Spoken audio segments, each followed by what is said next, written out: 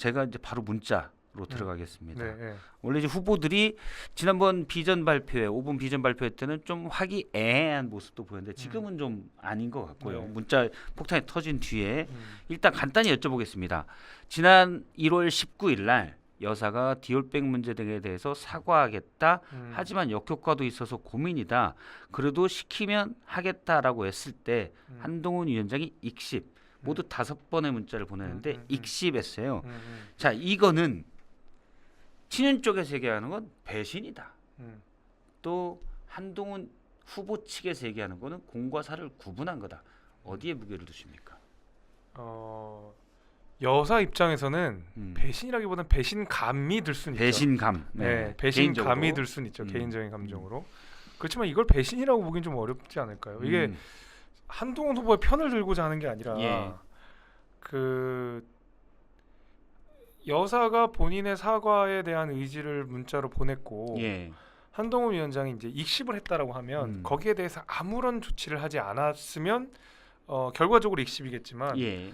그 사과의 의향을 드러낸 이후에 대통령실을 향해서 공식적으로 이거 국민 눈높이 안 맞다라고 안 맞다. 사과라는 워딩만 안 들어갔지 사실 사과라는 얘기를 그렇죠. 했던 거거든요. 그러면 일단 거기에 대한 대응은 한 거죠. 문자 자체는 씹은 게 맞지만 예. 답장은 안 한 거지만 그러니까 사적으로 대응한 건 아니지만 공적으로 사실 대응했다. 그렇죠. 이제 사적인 문자를 공적으로 대응한 거죠. 그리고 뭐 어제 제가 라디오에서도 그런 얘기를 했지만 아니 꼭 답장을 다 해야 돼요? 아니 그게 이제 예를 들면 제가 썼던 표현이 임금님 교서도 아니고 예. 임금님 교서가 딱 전화에 교서가 내려와가지고 여기에 대한 뭐 좀 충정을 보여줘야 되는 그런 예. 상황이 아니라면 그 상황 속에서 공식적으로 대응을 하면 거기서 족한 거 아니겠어요? 그렇죠. 저는 그런 의미에서라도 이게 왜 논란이 돼야 되는지 사실 잘 모르겠어요. 그 듣고 보니까 그러네요. 네. 김재수 의원님 말을 듣고 보니까 한동훈 위원장은 국민 눈높이에 맞지 않다라고 해서 사실상 사과의 의미를 표시했고 그렇죠.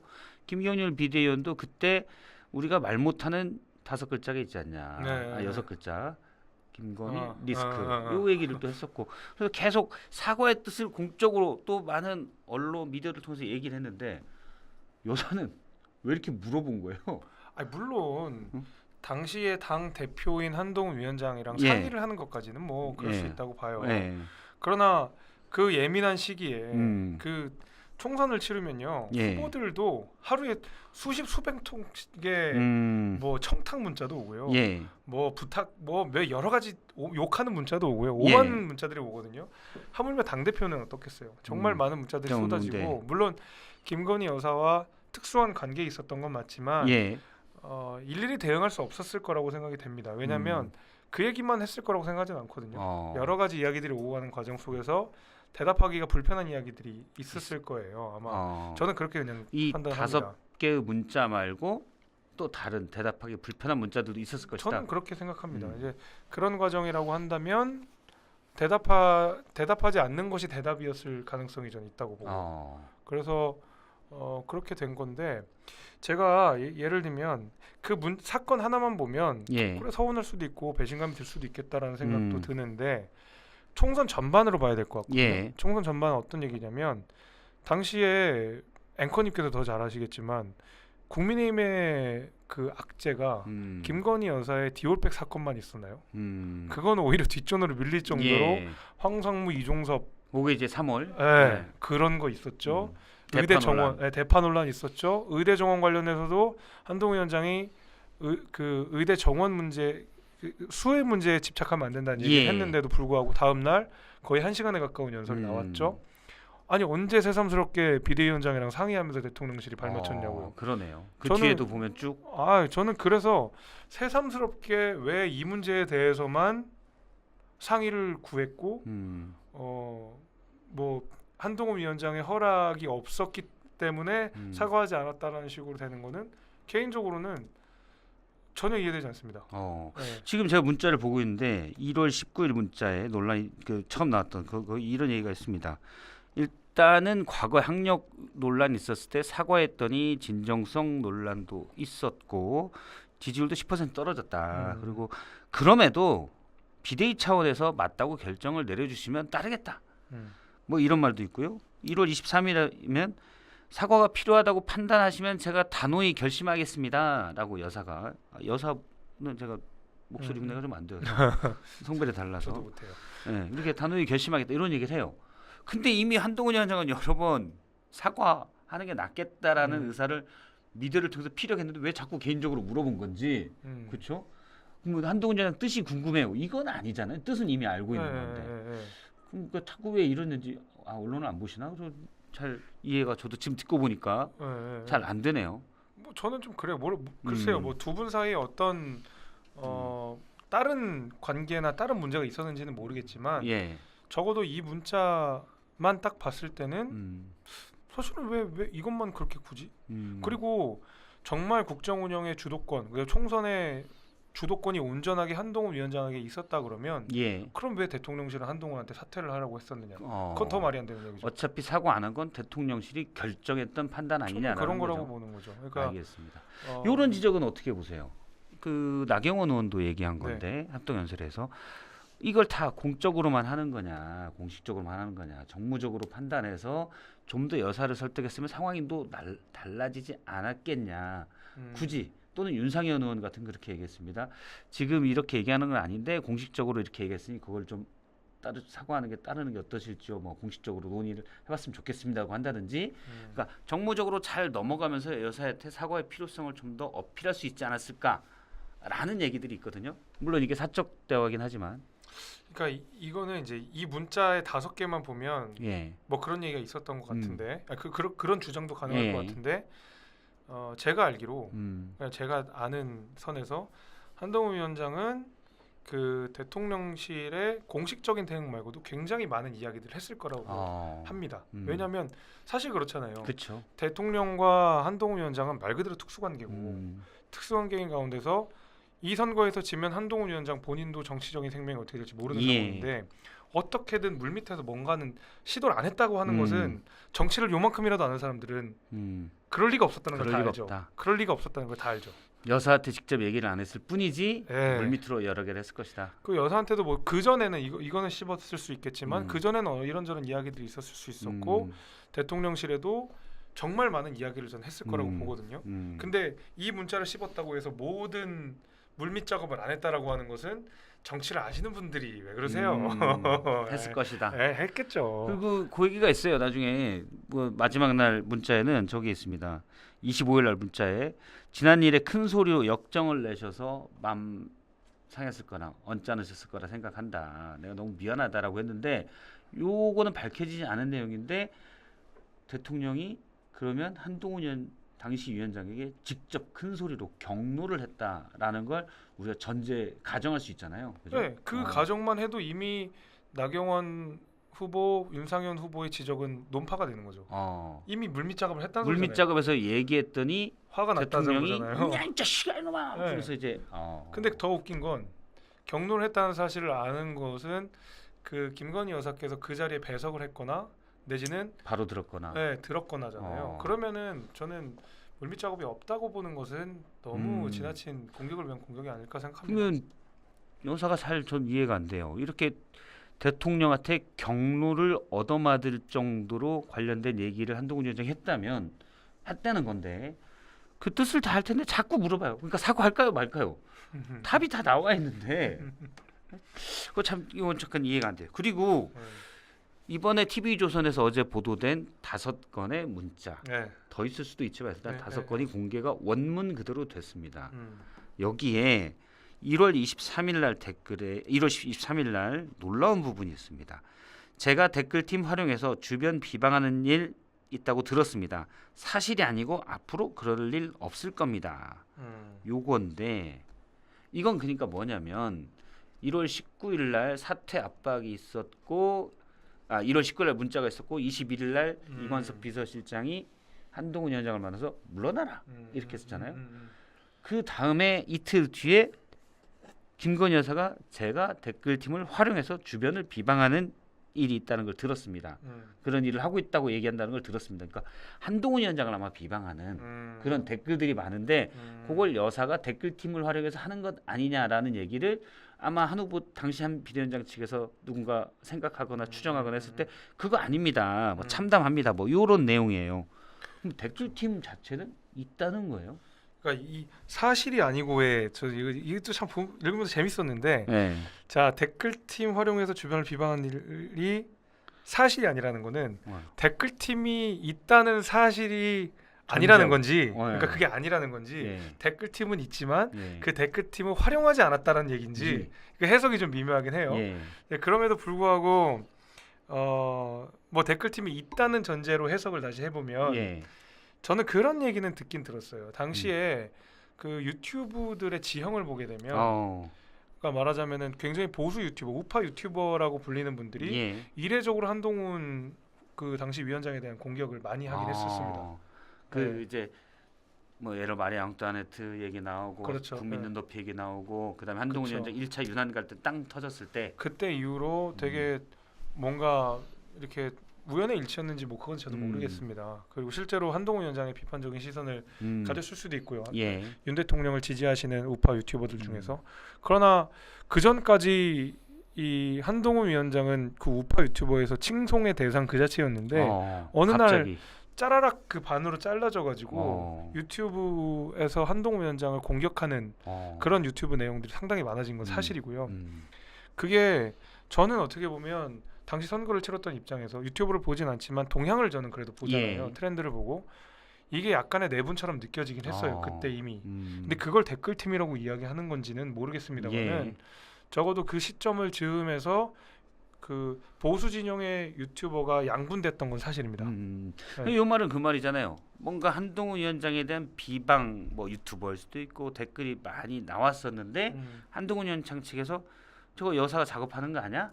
라는 생각을 가지고 있다는 말을 여사가 들었는데 그건 아닙니다. 라는 건데 그렇겠죠. 제가 이제 오늘 계속 좀 강조할 얘기는 이겁니다. 댓글팀을 활용해서 이거랑 댓글팀을 만약 운영해서라고 한다면 댓글팀 그런 거 없는데 제가 팀을 만들어서 지금 비방하고 있다. 이건 참담합니다. 이거 사실이 아닙니다. 이럴 수 있는데 활용해서라고 말하면 운영하고 있는 거는 뭐 당신도 알고 나도 알고 있는데 그 팀을 써서 이런 뉘앙스가 좀 더 강해요. 그래요, 맞아요. 그래서 제가 그렇게 해석했어요. 우리가 지금 구어체에서 활용이란 말은 잘 안 써요. 운영은 좀 쓰는데 그러면 이건 운영을 전제로 활용했다라는 맥락으로 보기가 충분한 약간 물론 사실은 모르죠. 그러니까요. 그래서 그 제가 해석을 두 가지로 했잖아요. 댓글팀을 활용한 것이 사실이 아닌 건지 댓글팀이라는 것이 사실이 아닌 건지. 이제 이 해석은 나눠져 있지만 적어도 이게 말씀하신 대로 그 편한 해석은 댓글팀을 활용한 사실이 없다라는 얘기예요. 댓글팀의 존재 자체는 인정하는 건데 사실은 이제 정치판에 가다 보면 선거 때 되면 이런 업자들 많이 오잖아요. 뭐 우리 옛날에 뭐 드루킹도 있었고 보면 이런 업자들이 큰 업자부터 작은 업자들끼리 업자까지 굉장히 많고 이거는 명백한 위법이긴 하지만 선거판 이런 것들이 굉장히 많긴 해요. 그래서 다 법에 걸리잖아요. 다 그럼요. 감옥 갔잖아요. 감옥 갔죠.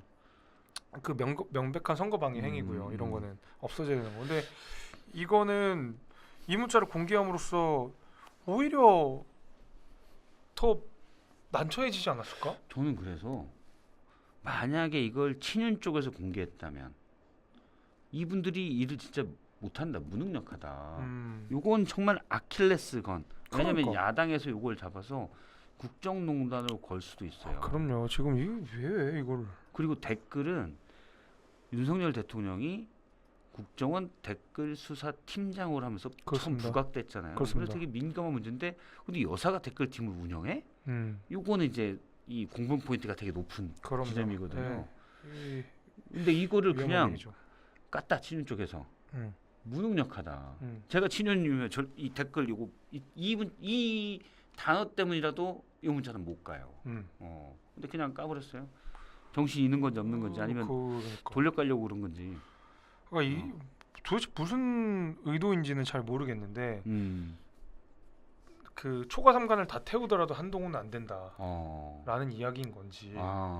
뭐 정말 이 문자가 세상에 꼭 드러나야 된다는 공명심 같은 게 있었던 건지 사실 그거는 모르겠는데. 그러니까 아마 이 전문 공개는 이런 거겠죠. 한동훈 위원장이 얘기해서 저는 사과를 할 테니 처분을 내려주십시오라고 해석한 게 아니고 여사의 문자를 당시 사과는 할 수 있는데 사과하면 이러이러한 부작용이 더 많아라고 한동훈 위원장이 주장을 하니 그래 원문 깔 테니 한번 국민들이 판단해 주쇼라고 깐 것 같아요. 근데 여기서 댓글이 들어간 거지. 이러면 진짜 초과 삼관이 다 타는 거라니까요. 다 타는 거죠. 예. 지금 야당에서는 특히 이제 박지원 의원 같은 분 이거 국정농단이다. 여사가 관련돼서 비대위원장에게 그러니까. 문자를 보내고 또 뭐 장관에게 전화한다는 설도 있고 그런데 지금 댓글팀 얘기가 나와버렸어요. 네, 위험한 얘기죠. 이거는. 알겠습니다. 이건 이제 되게 사태가 커질 것 같은데 좀 두고 보고요. 전반적으로 이제 당대표 물망까지 올랐던 제가 볼 때 뭐 차기 정도의 당대표를 노릴 수 있지 않을까 싶은데 그런데 지금 이 댓글 논란에 댓글이 아니죠. 문자 논란이 한동훈 위원장에게 전반적으로 유리하게 가는 것 같습니까? 아니면 친윤 원희룡 후보나 이런 나경원 후보나 나경원 후보 이제 비윤이라고 하지만 유리하게 가는 것 같습니까? 어떤 것 같아요? 영향으로 놓고 본다면? 불리해 보이지만 유리할 거예요 한동훈 위원장한테. 예, 뭐 그럴 수밖에 없죠. 선거라는 게 근데 되게 뭐 이상한 거지만, 예, 그 이게 구도가 지금 보면 한동훈 대 반한동훈이잖아요. 근데 한동훈의 이름만 있잖아요. 그 구도에는. 그러면 이미 한동훈의 판인 거죠. 프레임 자체가. 예, 예. 문자 역시도 그 안에 들어가는 거고. 그리고 우리 정치는 원래 그런 거잖아요. 뭐 이런 표현은 좀 다구리? 이거 예. 적절하지 않은 표현인지 예. 모르겠는데 아무튼 거기에 대한 집단 폭행. 예. 집단 폭행에 대한 뭐 집단 뭐라고 표현해야 될지 모르겠지만 뭐 이지매 같은. 예. 그런 것에 대한 연민이라든지 지지 정서가 있어서 대한민국 정치를 보시는 분들에게는 있기 때문에 이거는 근데 내용과 무관하게 뭔가 셋이서 다 공격하려는 모양새가 되는 것 같아서 되게 불리한 이슈인 것 같지만 실제로는 한동훈 위원장의 지지층들을 결집하게 하거나 아니면 이 판 자체를 한동훈이 보이게 하는 방식으로 이끌 가능성이 좀 높다고 봅니다. 알겠습니다. 한동훈 위원장이 근데 어제 또 근결 하나 껐습니다. 합동연설회가 끝난 뒤에 기자들과 얘기하다가 김 여사가 이렇게 문자를 보냈는데 텔레그램 메시지를 보냈는데 거기에 답을 했으면 나중에 이게 밝혀지면 야당에서 국정농단이라고 공격하지 않았겠느냐. 이 말은 돌려 말하면 여사가 본인이 답을 안 해서 국정농단까지 안 갔지 본인이 답을 했으면 여사의 시도는 국정농단이다 라는 주장으로 들릴 수도 있거든요. 그러니까 이게 이것도 지금 좀 금기시되는 아슬아슬해요. 진짜 아슬아슬해요. 이게 이런 거잖아요.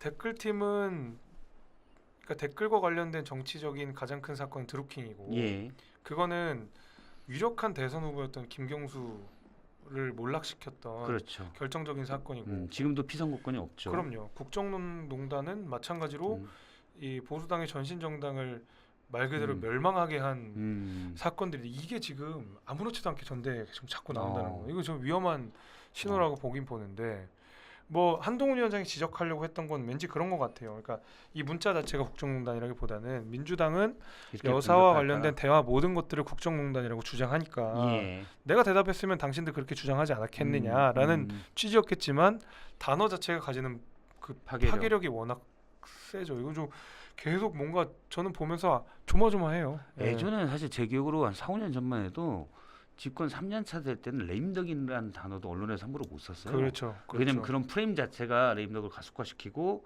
사실은 의도적이라고 볼 수 있기 때문에 잘 안 쓰는데 지금은 탄핵, 여사의 국정농단 이런 게 너무 자연스럽게 쓰이고 있어요. 뭐 지금 법사위에서는 대통령 탄핵 관련한 청문회도 연다고 하고 뭐 계속 이렇게 아슬아슬해요. 계속 정말로.